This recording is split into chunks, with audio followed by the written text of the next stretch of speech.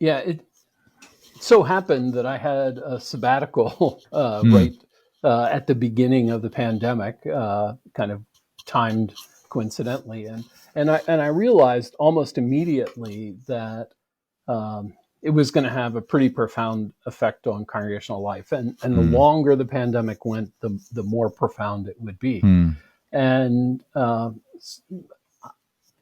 a bunch of my colleagues jumped in and started measuring, okay, what were churches doing, mm, but it was pretty clear by 6 months in that they weren't systematically watching how congregational dynamics were mhm, rebounding, how things were changing.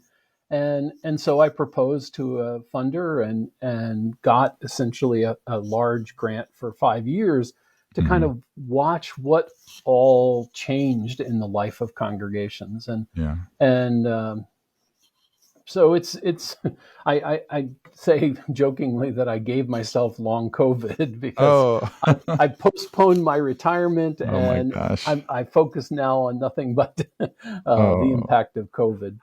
yeah.